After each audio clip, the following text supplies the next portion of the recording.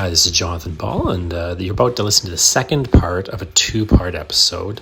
I do encourage you to go back and listen to the first part if you haven't already. What do you want? This is the core question, I think, that underlies all other questions that I get asked by writers about writing. And it behooves you to think a little bit through what do you want, and then to think and design a approach to writing that works for you based on getting you what you want. So take a look at the first part if you haven't already. Take a good listen. Move into the second part here. Think a lot about this topic. I really encourage you to think deeply about what it is that you want out of your writing life and to re-examine some of the assumptions that you might have made before you got into this writing life. Without further ado, let's get the second part of my answer to KC, a former student who has a lot of really great, really interesting questions.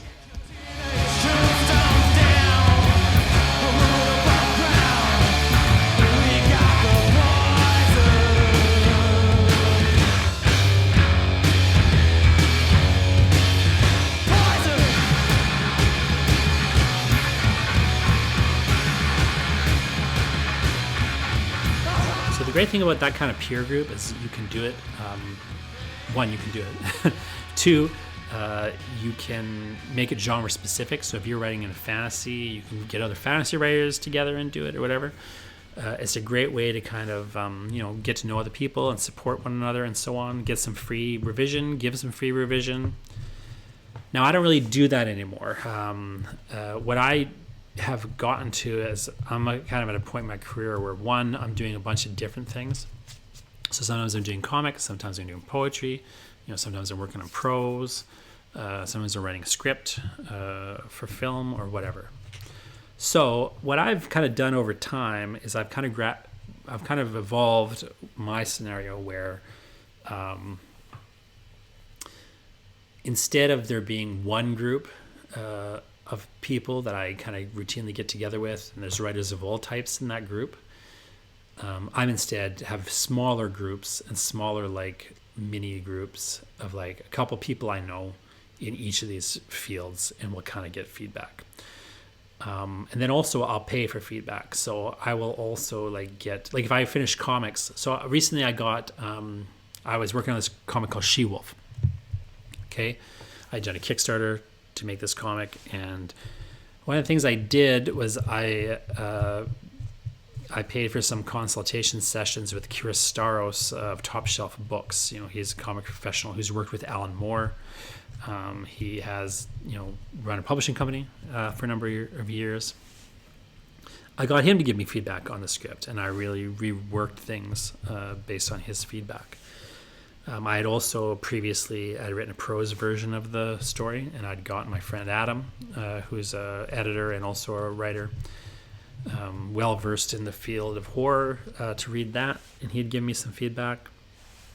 I had, when I finished the draft and had the art in and everything, I ended up showing a version of it to Scott Snyder, who's best known probably for writing Batman. And he was really, positive about it. He really liked the She-Wolf issue 1. So he didn't really have a lot of notes on it, but theoretically he could have had notes, right? If he had given me notes on it, I would have taken them, right? And a friend of mine, he had given some notes to my friend Lennon on his Laundryman book. So Lennon took, those edits, and I saw, I could see Lennon. I'm working in the studio here with him, right? So I could see Lennon, taking... literally Scott Snyder told him to do this, so then he did it, So at that point, the reason we've got some access to Scott Snyder there is that we're paying to be part of his Best Jacket Club. So we've got these kind of mini little sessions we sometimes will do with him. Again, I had paid Staros for some consultation. Adam's a friend of mine. Me and Adam have traded sort of, giving each other notes back and forth. So, I'll do different things now, depending on the project. I'll get advice from different people, and I'm looking for really targeted advice.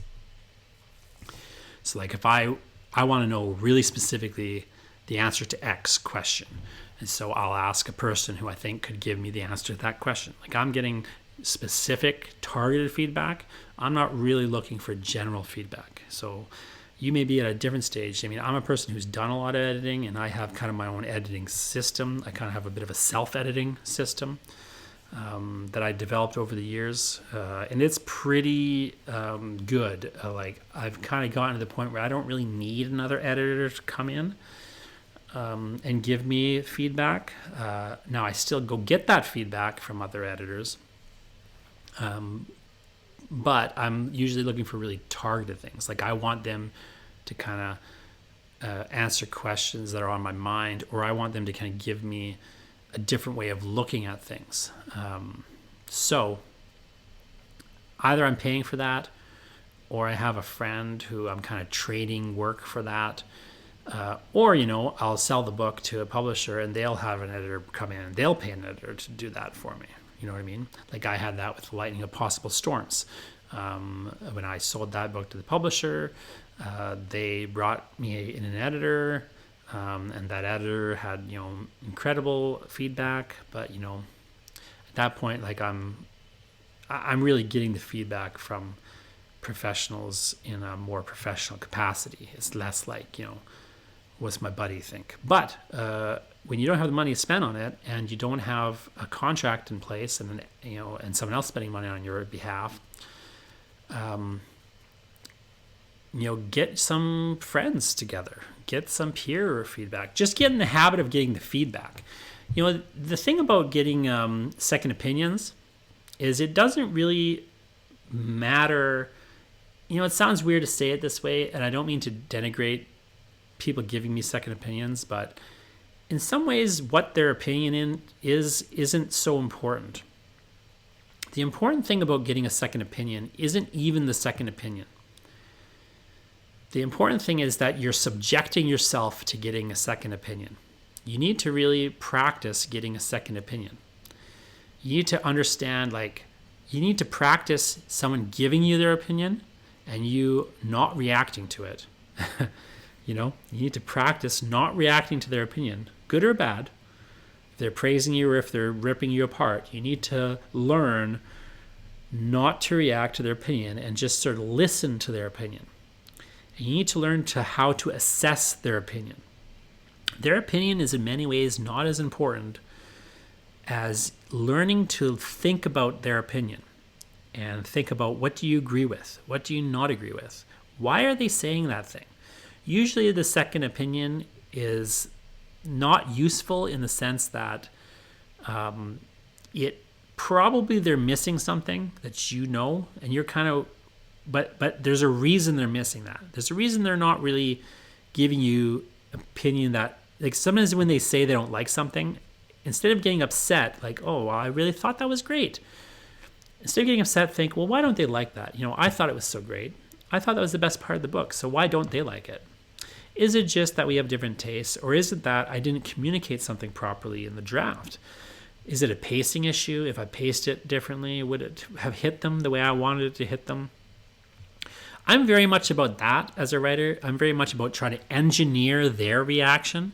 And so if I hear they don't have the reaction that I want them to have, I want to dig into why I think that's not happening. I don't care so much about their reaction.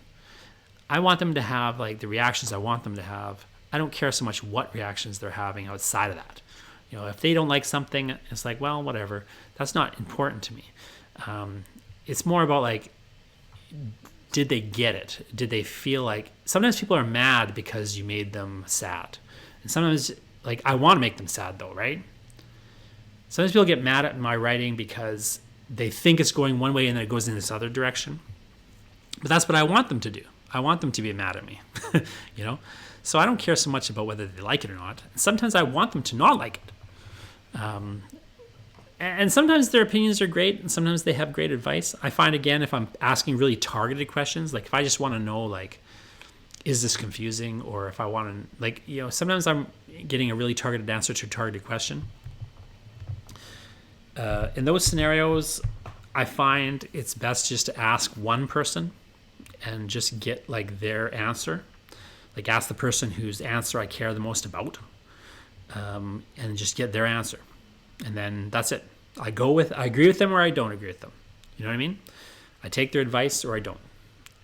I don't tend to, if I'm in a targeted thing like that, I don't need a lot of people's opinions because it doesn't matter to me. I just want the answer to my question. Is this funny? Yeah? Great. You know what I mean? Now, if I am just trying to engineer a reaction, or if I'm just I don't really know if this thing's any good, or if I just kind of not sure where to go with it in a second revision or something, then I'll get just a bunch of people's reactions. And again, I'm not trying to invest in their reactions so much. I'm just trying to practice getting reactions and practice not reacting to their reactions, and then just practice thinking through their reactions.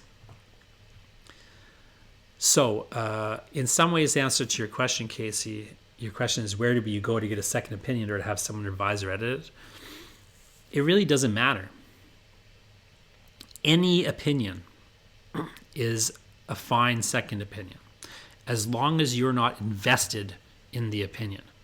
So one, you need to practice getting opinions on your work, getting feedback. You need that feedback loop. You need to subject yourself to getting feedback. You just need to practice subjecting yourself to getting feedback. But what the feedback is, in some respects, isn't important. It is and it isn't. So it's important to get that feedback, but the feedback itself is almost not as important as you just practicing getting it, and then also thinking about it rather than reacting to it. And really, you need to just kind of get that in that feedback loop, so that you can kind of build that skill.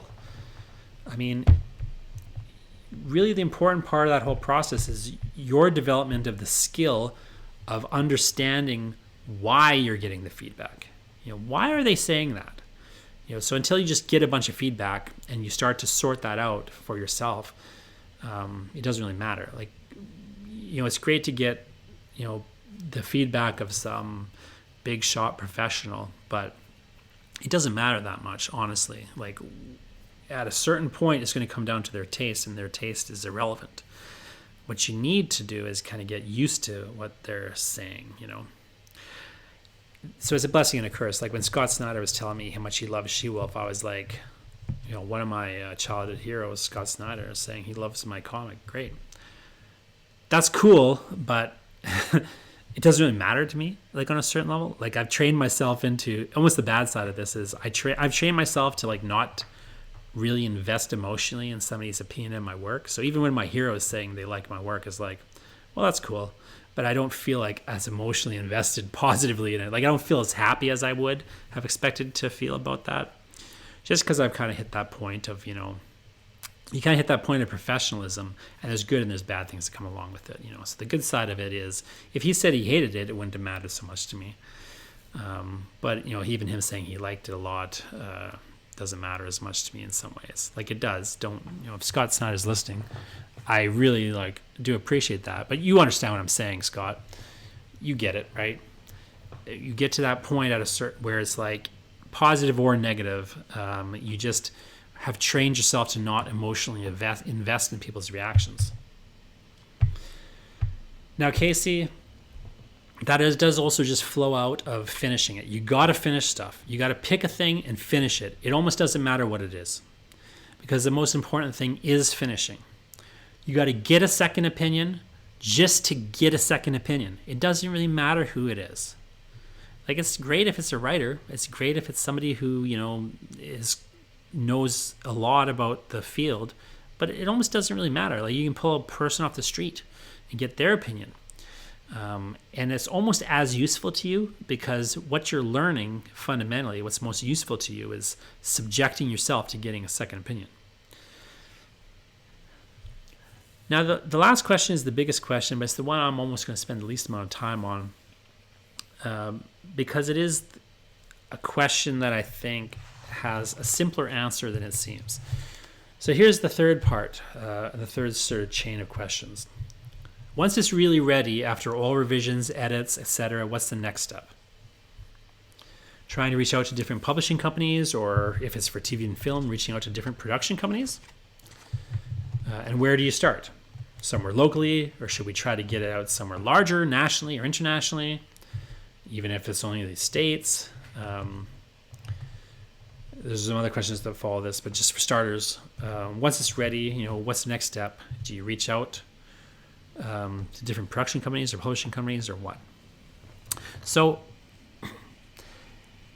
if you think back to your initial beginning, there's sort of the process or the workflow here, Casey, is, let's say I got a list of 10 things. Okay, imagine I've got 10 projects that I'm some ways into these 10 projects. So the first thing I want to do, I'm just going to break it all down to like, this is the system, okay? Let's say you got 10 projects. You're trying to just decide what to work on first. So the first thing you need to do, Casey, is you need to look at those 10 projects that are in front of you and think to yourself, are there any of these I can just eliminate and never finish? Like just throw them out, never do them. That's step one. What is on this list that is expendable? Where I just don't care enough, or what? I just, it just is too big a project, or it's too small a project, like it's not really going to make an impact on my career, or I just don't feel like it, man. Like I thought it was a cool idea back when I was 7, and now I'm 17, and I don't think it's cool, or whatever. You're not 17, but that's the drift of it, right? Now, so first step one, can I eliminate the projects and just never do them? It's great if you can just get rid of a project and decide to never do it. That's sounds like a bad idea when you're starting out, but it's actually a very good idea. Now, let's say I can whittle that project list down to 7. Okay, now I've got 7 projects, not 10. I've thought, these 3, really, they're not that big, that great. So now I'm down to 7 really great things. 7 things I would spend, a year of my life on. Each one, that's the next 7 years, maybe. And no, maybe not in reality, but like imaginatively. There's 3 things I got rid of, 7 things left. Well, I'm just going to do the thing that's the closest to being done. Maybe that's a project called, bottle water pop. I just looked at random objects in the room. Bottle water pop, that's what I'm going to work on. Bottle water pop is 40% done. It's more than anything else. I'm going to work on it. Okay, now I'm doing bottled water pop. I finish it.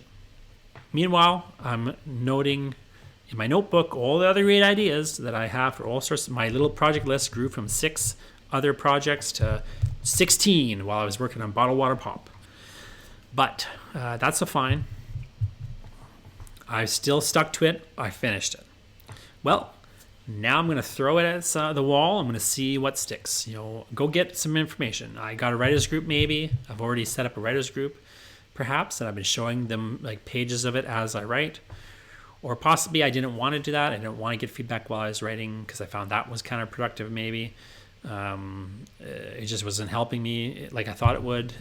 Maybe I got a writer's group, but I've just been going to it and not sharing. Well, now it's my turn to share. Or maybe, I don't have a writer's group. I'm just going to contact some friends. Like, hey, I got friends who who are interested in writing. Maybe I took a class, and I met people who were interested in writing in that class, even if I don't know them well. Maybe I just, go to a group. Maybe I just look around for groups to join. Maybe I go join, some campus group. Maybe I start my own group, put up a poster. Who wants to be in a writing group? You know what I mean? Just get the second opinions. It doesn't matter who they're from. Get the second opinions. Now, you get through that, you revise based on, your assessment of how to revise because of what feedback you're getting. So not necessarily doing what they say, but listening to what they say and then thinking yourself, okay, should I make changes on the basis of that feedback?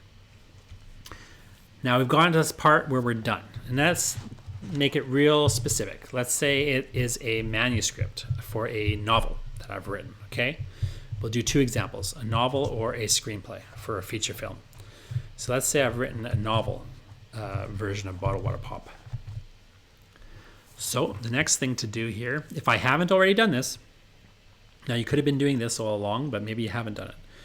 Well, the next thing you've got to do is start looking. Now, what I should have done at an earlier stage here, let me just back it up for a second, actually, because what I should have done at the earliest stage when I picked Bottled Water Pop, because it was as closest to being done, again, remember there's an earlier point where I decided not to eliminate it from my list. Okay? At that point, I should have really been asking myself, why do I want to do this project? And your why do I want to do this project, on one hand, could be an artistic reason. I really am invested emotionally or artistically or intellectually in this project. But also you should just be thinking a little bit about like, what are your goals for the project? Like, do I want, why am I writing this novel? Outside of just wanting to write it, why am I writing it? Do I want to just, get my novel out into the world?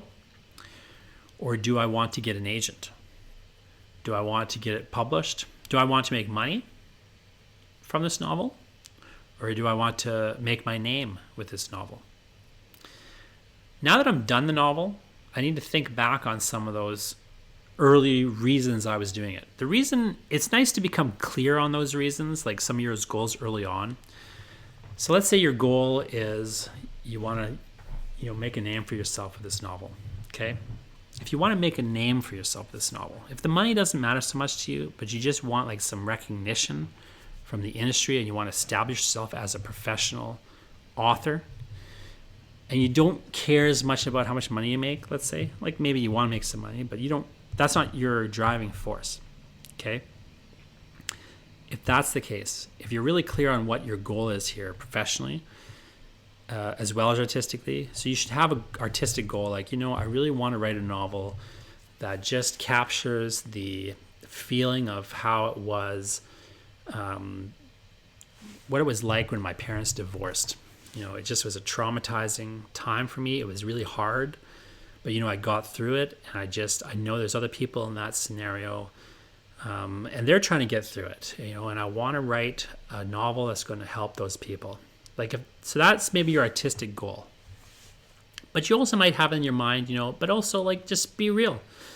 I want to not just do that. I don't just have these noble artistic goals. I also want to make a name for myself as an author. I want to be a real writer. And to me, that means getting a contract from a publisher. Let's say that's your scenario, okay? So whether that's good or bad, I'm just saying, imagine that's your goal, okay?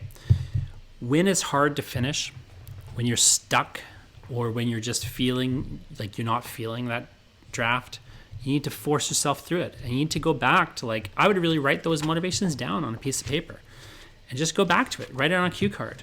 And if you're having a tough day, pick up the cue card and just read it. It's remember, Casey, you're writing this novel because remember when your parents were divorced and someone else is going through this time. Literally just go back to why you're doing it. This is going to help you get a contract. This is going to help you get an agent. This is going to help you make, your name on some level. Maybe it won't do all those things, but this is why you're doing it on some level. You want to connect with readers in this way. You need to have that motivation clear in your head to get you through the writing process. And again, I really recommend people just literally write it down on a piece of paper. I know you're just going to feel stupid, but write down, why are you writing this? Why does it matter to you? Both, the artistic reasons, the intellectual reasons, the emotional reasons, and just the simple, practical reasons. I want to get a book publishing contract. I want a publisher to sign off on me being a published author, etc. So imagine you did that. Now that you're looking around for who's going to publish this thing, you got to look back at that list of why you wrote it. If you want money, you might want to look into self-publishing. You might want to look at getting an agent that represents genre authors. You might want to look at, go the agent route if you're going to approach big publishers, or you might want to self-publish. If it's more about making a name for yourself and getting the credit, and it's not so much about the money for you, again, you may want to go the agent route, but you might want to go direct to publishers. Find some indie publishers, find some, agents. If it's just about the if you don't really care so much about the career thing, you just want to get it out there to the people who are it's gonna matter to. Again, you might just want to self-publish that. You might just want to put it up for free on a website. You might want to give it away. There's different things you might want to do. You need to think about what your goals are, and you need to let everything be dictated by your goals. Everything should be dictated by your goals. I'll publish different projects in different ways because those projects are fulfilling different purposes for me. So like She-Wolf, I put on Kickstarter. iCollector, licensed to heavy metal. I've taken my poetry to indie publishers, Canadian indies like Book Hug and Coach House. I'll do different things. I've worked with, any number of publishers and production companies in different ways because I've got really precise goals, and I'm not going to bother doing things like I've never really gotten an agent because I don't need an agent for what I want to do. Now I'm looking at some other projects that are coming up down the pipe here, and I'm thinking, well, maybe for that project I want to go to an agent. I've even got some agents in mind. So, but I haven't really approached an agent at this point because I don't need an agent for what I'm doing. But, I can see on my project list the things where I might want to go agent route. I think the project should dictate where you go. So, yes, you should reach out to different publishing companies in some cases. Yes, you should reach out to TV and film companies in some cases. Yes, you should reach out to agents in some cases. Yes, you should go locally in some cases. Yes, you should go internationally in some cases. I mean, what's your goal? You really have to be clear on what you're trying to do with this thing. You've got to be clear on the realities of the marketplace, too, Is it in a particular genre? Is that genre one that an agent wants to represent, etc.? But realistically, the most important thing here is to just be clear on the goal, be clear on what you're trying to do, and just let that dictate what you do and why. Broadly speaking, all other things being equal, if you really are having a hard time with this, it doesn't hurt to approach an agent because the agent can resolve some of those issues for you. But I don't often recommend people go to agents simply because usually I find people's goals don't require agents. I don't want to disparage agents because I do think they're important and I do think there are great agents. But a lot of the times people have this default idea that they need to self-publish, or they have the default idea that they go to agents, or they have the default idea that they go to indie publishers. Whatever default idea is in your head, you need to get away from that. You need to think about what you're trying to accomplish and what's the purpose of it. A large publisher is not going to market you. An indie publisher is not going to market you. You'll make more money with a small press than a large press usually, but you can make more money self-publishing sometimes. But now you're a publisher. Now you're spending all your time publishing. Now you're the one marketing yourself. You're kind of getting into scenarios of who do you want to be? What's your career goal? That sort of answers these questions. Do you go local or national or international? I don't know. What do you want to do? It's a big question, and you have to answer the question, and then you need to do your research. Broadly speaking, my bias is do things yourself, partner with indies, avoid middlemen, start local. That's sort of my bias, but I will tell you right now, I did not hesitate to take iCollector to heavy metal and not shop it around locally for the simple reason that the audience I wanted that book to get to had nothing to do with the local scene. I also, I've got to say, part of my bias too is I want my publishers to be in Toronto so that I don't have to live in Toronto. I want my genre publishers like heavy metal and some of my film connected work. I want those, I would partner with people in LA so that I don't have to live in LA as much. I love working with local companies. I usually work with local companies, but I also work with, international companies. I'm working with a lot of different people in a lot of different places. It's more possible now than it used to be. But if you want to write movies for Hollywood, you got to move to LA and get an agent.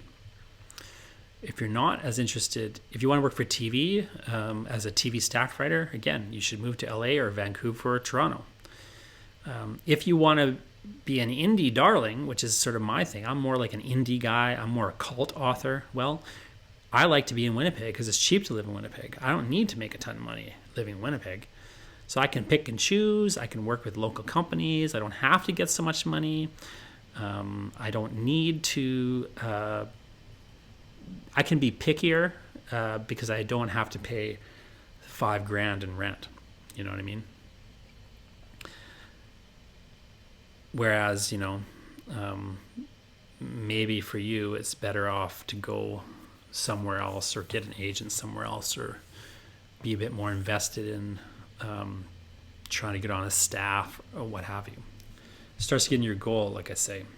If you've written a movie script, are you trying to get employed as a staff writer, or are you trying to get funding for the movie script to shoot yourself, or are you trying to hook up with a director and make it on an indie budget, or are you trying to sell it to a Hollywood company? If you're trying to get the movie made, if your real goal is like, you know what, I don't care if I make money, I don't care if I lose money, or I just maybe you don't want to lose money, but if you're like, I just want this thing made. If that's where you're at, then send it to indie companies. Find a director, an indie director. Send it to him. Send it to her. Find a actor. That maybe send it to their production company. Get talent connected. Don't try to sell it as much as try to get talent hooked into it. You know what I mean? If you want it to be a big Hollywood blockbuster, well, you better get an agent. Whereas you don't necessarily need an agent to get it into the hands of an actor or a production company. You need to get their agent, right? Send it to their agent if you just want to get it made. Send it to get yourself an agent if you want it to sell and you need some money, and you're ready for them to ruin it. You know what I mean? You need to think through, like, what's that script doing for you? Is that script getting you a job? Are you going to send it to TV producers and try to get on staff? Or are you going to send it to an agent and say, hey, the script may never get made, but get me a job at a TV station or a TV production company and get me a job with a show? Is it your sample script that you're sending around as a sample? Are you trying to sell it? In which case you might be an agent, or are you trying to get it made? In which case you got to hook up with a director, you got to hook up with a producer, you need to get into production company hands. Possibly they would buy it, but maybe you want a partner and not to sell the thing, potentially. So again, locally is maybe a good place to start, depending on your goals. Somewhere larger, nationally, internationally, is maybe a good place to go, depending on your goals. But in that later scenario, you might, if you're not already in LA, you might need an agent in LA, for example. I think other people are overrated in a certain sense. Like what I've found with publishing, for example, is that any time that I have hit a wall in publishing where it says something like, we only take submissions from agents. We only want solicited submissions, no unsolicited submissions. We only want agented, solicited submissions. Anytime I've seen that, I've just contacted people and said, hey, I know your guidelines say you don't want unsolicited submissions, so I'm not sending you this book, but I'd like to send it to you. So would you mind if I send it to you? In other words, would you solicit it? And they write back to me and go, yeah, that sounds great. Absolutely, send it on by. And then I do. So I found without an agent that no doors have been closed to me. But it could just be that I have, really specific places that I'm trying to get into. Maybe like if I was trying to get into a different place, I would have the door slammed in my face. You have another question here, which is how do you negotiate a deal and know what's a good, fair deal for both parties? Do you need an agent involved, or do you need to get an agent involved before talking to publishing or production companies and or lawyers? Well, this is a bit of a more technical question, but I'll give you a brief answer to the question. And now the brief answer to the question is that any deal you are offered will not be a fair deal. So think about it this way. If they are offering you a deal, by its nature, it is not a fair deal. By its nature, it is not a good deal. So it is sometimes helpful to get a lawyer involved. I find that their use is overstated. It is sometimes helpful to get an agent involved. Again, I find that sometimes their use is overstated. Broadly speaking, this is the one reason I've really seriously been considering an agent lately, even though I don't need one. I mean, there's projects coming up where I'll maybe need one. And at that point, I'll get an agent 100%. But I've been thinking about getting one early, perhaps, simply so that I don't have to talk to publishers about these deals. I can just have the agent do it. To me, that's worth 10%, potentially, just them doing it. And then I don't have to deal with the back and forth. Not that it's a lot of time per se, but it's a lot of possible damage to the relationship. So I kind of like the idea of an agent or a lawyer once the negotiation side comes in. But I got to admit that I have not really needed one, and I've had some successful negotiations. Like my contract with Heavy Metal is a very good contract, because when they sent us a contract, we wrote back to them and said, hey, let's just change these things in the contract. And they said yes. So normally you don't have as easy a time with it, and you might, be better off having an agent or a lawyer involved. I was surprised by how easy my Heavy Metal negotiation went. It's really ended up being a contract that I can't believe they signed. But, I guess they just were good people. Whereas, even good people, my Bookhug contract also is a very excellent contract. I was surprised how good that contract was when it came to me. But there's still things, in all the contracts I've signed where I might have, thought about it a little bit more in retrospect. So the answer on one level is no, you don't need an agent involved or a lawyer involved before you're talking to people. I would say, it doesn't hurt. It's often very useful and good to have an agent or a lawyer involved. But keep in mind, you could just be paying a lawyer, simply to do that in a contract. A nice thing about an agent versus a lawyer is agents work. They don't take money from you up front. But of course, they cost you more in the long run if you have a success, which is the goal. You're not paying them up front, but you're paying them over time. The lawyer, you pay once, and the lawyer is done. So generally speaking, I recommend lawyers over agents. I find lawyers... but the real juice of it is you need to educate yourself on how contracts work. You need to understand what the clauses mean. You need to know what you should sign and shouldn't sign. And again, you need to have a clear goal. You need to really... Writers, broadly speaking, farm out too many things. Writers want an agent to handle the contract. They want an accountant to collect their money. They want, someone to do this. They want someone to do that. That's fine. But you still need to know it. You need to know, what that lawyer is telling you.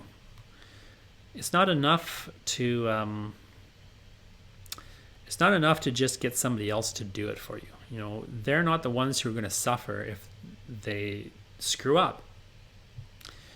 You know, if the agent signs all your rights away, they still get paid whether they sign the rights away or don't. Yes, you know, maybe you could keep more rights if you got the agent on your side. But realistically, like, what's going to make the difference is whether you know what rights you're giving up.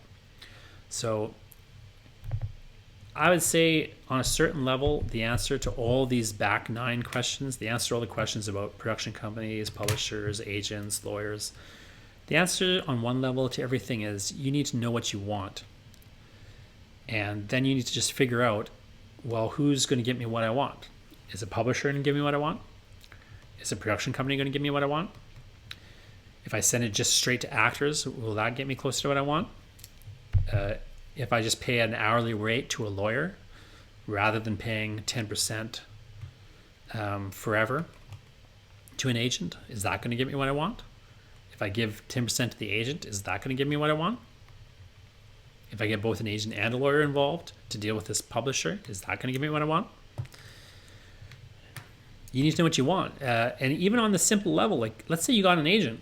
You got to be able to tell that agent what you want. That agent works for you. The lawyer works for you. They can advise you. You can ask their advice. They can tell you what they think. They maybe know more than you. But they don't know what you want. That's the thing that people forget about agents and lawyers and other publishing professionals. They probably know more than you about publishing. The lawyer knows more than you about lawyering. The agent knows more than you about agenting. They know better than you about business, but they don't know what you want.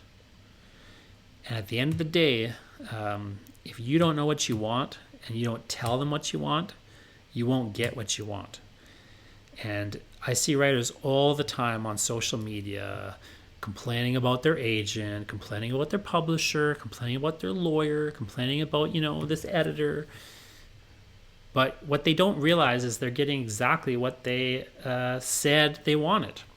People complain all about the time about their contracts and about their publishers. I see, you know, people complaining. I saw this thing the other day. I won't say who it was, but they're complaining about, oh, my publisher didn't market the book. They only sold 2 copies in the whole year. It's like, why did you think they were going to market the book? What publisher markets a book? I've never heard of a publisher marketing a book in the last decade, unless it was already a success. Like, where are these magical publishers that market books? They're certainly not the large publishers. You might get an indie publisher. My publisher, Coach House, markets my books. If I was with Penguin Random, do you think they'd market my book? No. Not. They'd have the budget to market the book, but they wouldn't. Not unless it was already a hit. Coach House and Book Hug, I bet, spent more money than Penguin Random House would on me. Now, I don't know because I'm not with Penguin, but I know a lot of people who are with Penguin. I'm not saying they suck. Some of the people I know, they've been really good to. But you really clearly get into this situation. You get in this scenario, allegedly, I'll just say all these things allegedly. You get into this scenario very quick, where if you don't know what the contract says, if you don't know what you want to ask for in the contract, there's just no point coming back and complaining about it later. You signed that contract. So it doesn't matter what the agent said, it doesn't matter what the lawyer said, it doesn't matter what the publisher said. The rules of the game are, if they are offering you a contract, the contract is tilted towards them. And that maybe is fine. Maybe that gets you what you want. You know, maybe them getting all the money gets you what you want. You know, it could be the case. Maybe you want the cred, you want the exposure. Scott Snyder, just to bring him up again, he talks a lot about, publicly he's talked about this, about how the American Vampire contract is one that, you know, was really tilted towards the publisher. And, you know, it's a public contract he certainly wouldn't have signed today, perhaps, but at the time it made sense for him to sign it. And he's grateful that he signed it. And, you know, he later on kind of ended up renegotiating that stuff because they were good to him. But it could have gone a different way. They could have not been good to him. And it would have been well within their rights to not be good to him. And it would have been his fault because he signed the contract. Now, it worked out for him, and he points out that even if, they had wanted to be jerks to him, that would have been fine. It still would have gotten him what he wanted, which at the time was the credit and, the exposure and kind of making a name. They helped make his name, and so, he gave up certain things to make that name. Now that he's got a name, he's not looking to give those things up anymore. So it's a different scenario. You're at different stages of your career. You need to be clear on what you want. You sign different contracts at different stages to get what you want. But if you're very clear on why you're doing it and what you're doing and why, then on some level, it's kind of an irrelevant question whether you have the lawyer or the agent or the publisher or the production company. Is it big? Is it small? Are they LA? Are they local? What do you want? So I hope, Casey, that this has been helpful to you. I wish there were easy one-size-fits-all answers to these questions, but there aren't. And so you really have to begin with what you want and why you're doing it. And let that carry you through finishing things. Let that carry you through picking something, starting it, finishing what you start before moving on to the next thing, unless you get a deadline or money. And then by the time you're at the point where you're finished and you're ready to take it out and run it around to people and see what other people are interested in, again, where you're sending it, who you're sending it to, the strategy you use to put the thing into the world is going to be dictated by what you need, what you want, who could help you, who you have access to, and so on. But it all should start with that germ of, being really clear on why you're doing this, what you're doing. Let that carry you through, and let that be the filter for all of your latest decisions. This has been Jonathan Ball talking about writing the wrong way. I hope this has been useful to everyone, and I hope you keep writing the wrong way.